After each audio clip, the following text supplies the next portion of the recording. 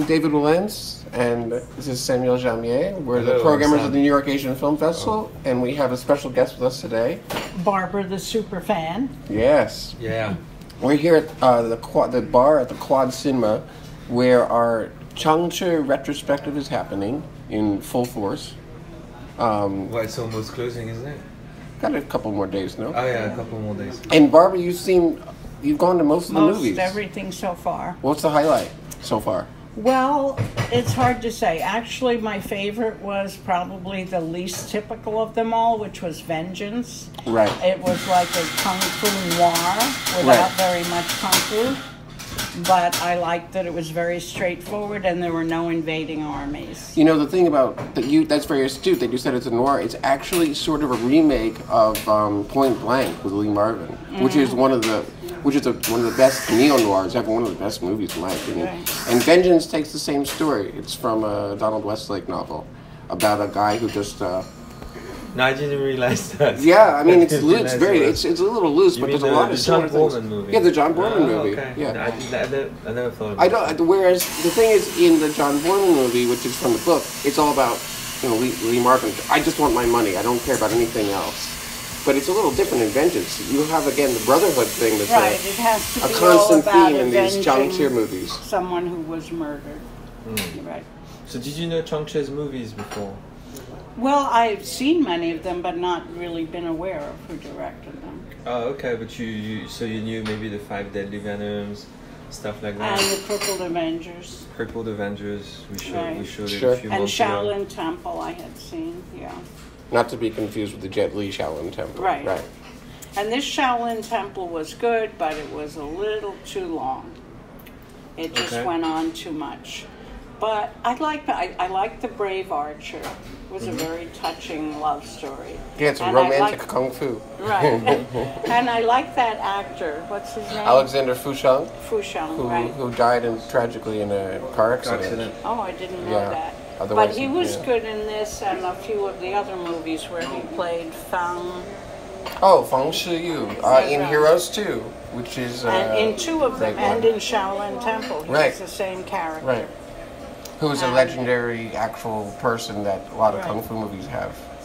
And she's very good, and he always has a twist to his portrayal of the characters. They're always somehow humorous, and I like him. Cool.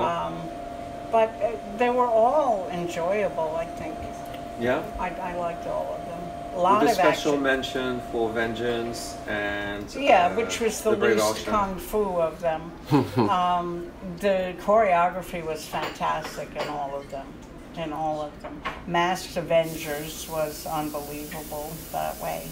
Sure. And they were all good. The 5 Deadly Venoms is a real classic. Crippled Avengers, we've seen a lot of lately, but that was good. I like the guys dealing with their disabilities. Yeah. It was very good. So I've enjoyed it, and I'm looking forward to the last couple of days. Great, that's cool. Well, I mean, one of the reasons that, first of all, for us, Barbara, you weren't aware that CHANG CHEH was the auteur, so to speak, behind so many movies that you had seen. But for us, it's a no-brainer. He's one of the most important filmmakers in kung fu cinema. Yeah, he's one of the Grand Master of Hong Kong cinema. Right. Very interesting guy. He actually originally from mainland China, I believe, near Shanghai, and a writer. So that's kind of interesting because you also have this sort of tradition of starting off as a screenwriter, but as you get into directing your own movies, you just start working with screenplays altogether, which is something that Wong Kar-wai does as well. And you see these directors who spent years crafting screenplays for others, and once they're in charge of the movie, you're like, well, who cares about the script? Well, but a lot of the films that he did were based on wuxia novels or contemporary wuxia novels or from those writers, and he was working with some of the same screenwriters, I'm sure. The other thing, we talked before about how he came up with King Hu. They sort of came up together. Right. But for me, tell me if I'm wrong, but I think CHANG CHEH created a lot of this theatricality. Like, first of all, he tended to embrace the artificial sets, the studio sets with the fake lighting and the vivid colors. And so a lot of that stuff that you see, very theatrical. Yeah, you see that stuff in a lot of kung fu movies, like films by Chu Yuan or so forth. And I think a lot of it might have started with Chang Che. Yeah, absolutely. There's, I think it's right. Like now that you're pointing at it, the stage influence is pretty major. If you think of the Five Deadly Venoms, it's like a mystery drama. It's a mystery play. It's like, who are the killers? Except the main characters are all the killers. But it's pretty interesting. It has a bit of an Agatha Christie does kung fu in there. So that's quite fascinating. Very different from King Hu, which in a way, that might be the reason why King Hu was singled out before Chang Che as a master of cinema. There's something very, there's something more like pure cinema to what he does, in the sense that you have these long takes, shots of the mountains. The guy would spend years on scout locations, filming on locations, the right place, the perfect place for the story. So it's a very different way of making films, and he would take his time too. I mean, actually, he would spend quite a bit of time shooting his films. Whereas Chang Che is like this fast-paced type of production, perfectly in line with what the Shaw Brothers studios wanted at the time. He would churn like films one after the other, and so yeah, that's pretty interesting. And using the same stable of actors. Over and over. They practically didn't have to go home. Well, I don't think they went home. Well, yeah, that's the that's the so-called Venoms mob. And once the Venoms happened, you notice that, and I think Chang Che is probably responsible. He loved putting them in these wild costumes, like these mesh tops or these sleeveless. What's with the fishnet? Showing off the muscles. And don't forget the sideburns. Sure. Sideburns, very important. Lu Meng sports fantastic sideburns in several of the films. He's usually the first to die. So there's several patterns too. Lu Meng typically dies the first, except in Kid with the Golden Arm. He's one of the last to go. Oh wow, yeah, I didn't think about that. Yeah, he's always one of the first to go, and in a sort of spectacular fashion too. He was the strongest build, and usually his death happens is kind of magnified. It's very like the death of Julius Caesar. It's really like, maybe he was just so good at it. Well, there's this one guy who's always the innkeeper. I mean, maybe he had a contract that he would be the innkeeper in every movie. I can't think of who it is. But he's there. He's always the innkeeper. He's not a kung fu guy. No matter where they show up. He's the one who serves the noodles. He's the one who welcomes them. He's the host. What's interesting about Chang Che, also, when you think about it, was just mentioned John Boorman. Is it openly a remake of John Boorman's film, Vengeance? I always thought it was. I had read that it was, and when I saw it projected for the first time, I noticed even there are certain scenes, like there's a scene in an elevator, which also happens in Point Blank. I was like, oh yeah, it's not shot for shot, but it's definitely using that template. It's interesting, because I think some of the discussions about Chang Che's work is how Chinese is it? What's the Hong Kong part of it? What's the Taiwanese part of it? Right? At the same time, there's a lot of foreign influences in what he's doing. I mean, the guy was very influenced by Japanese filmmakers. Absolutely. The Zatoichi series is a major influence, I think, on what he did. Particularly the One-Armed Swordsman has a lot of elements that are reminiscent of the first, particularly the first four Zatoichi movies. They're basically almost contemporary with each other. And the Western, obviously, spaghetti Western is a big influence. Absolutely. I think that melange of influence is right on target. Certainly working with wuxia novels as your source, which lend themselves very much to a sort of comic book style, which he ran away with, I think, and a manga style. And then also taking the most visceral parts of Tambara, samurai cinema. And like you said, spaghetti Western. And it makes synthesizing them in exactly. one form. So that's the interesting part of what he does. Yeah. So we'll continue to show his films. Absolutely. Yeah. Right. And we will continue to watch them. Yay. How's that? Okay. You want to do an outro?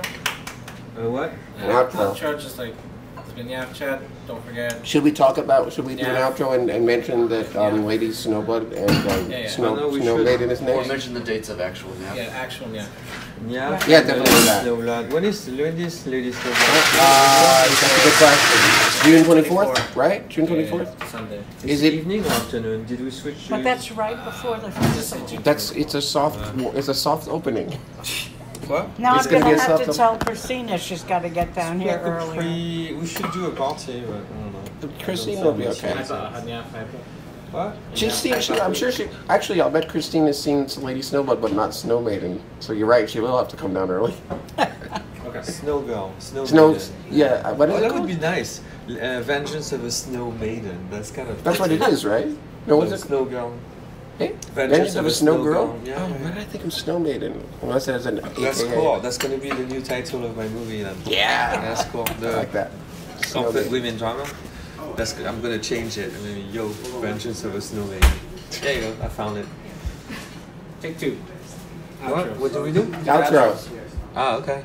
You do the outro. Sure. No problem.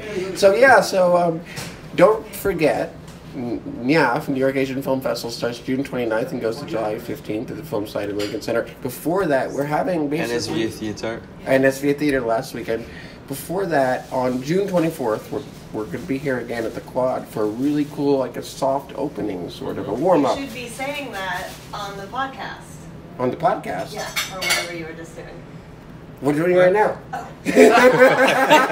And that was our bartender, Tracy. Keep that part in. Yeah. No, I don't care. Take three. That's fine. All right, so... You just said it. All right, so don't forget, New York Asian Film Festival is June 29th to July 15th at the Film Site at Lincoln Center. The last weekend is at SVA Theater. Before that, we're going to be here again at the Quad for a really cool warm-up to the festival, which is another one of our Have Sword Will Travel installments. It is a great, perfect way to start the summer. Double feature of Lady Snowblood. Right. Everybody loves that. One of the most iconic Vengeance movies. Back with... I'm Back with, what's the other movie? Spacing out. What's the other movie? Vengeance of a Snow Girl. Vengeance of a Snow Girl, which is a really cool, lesser-seen Shaw Brothers movie. You want to talk a little bit about it? Well, it's a rarity. It's never really been Yeah. shown on the big screen in the past few years, if ever. I haven't really checked the premiere status of it, if any, but this is not the kind of films that get shown often, to say the least. It's Lo Wei's last film that he directed for the Shaw Brothers. Right. Lo Wei is famous, obviously, for Bruce the Lee Bruce Lee movies. He was the first to try and make Jackie Chan a star. Yeah. He wasn't very successful at it in the first place, but eventually, anyway, he worked with the big names, like the ones that the Western world knows. Sure. But before that, he worked with the Shaw Brothers for a few years, and that Vengeance of a Snow Girl is often considered to be his masterpiece by genre experts, and we also think it's a great movie.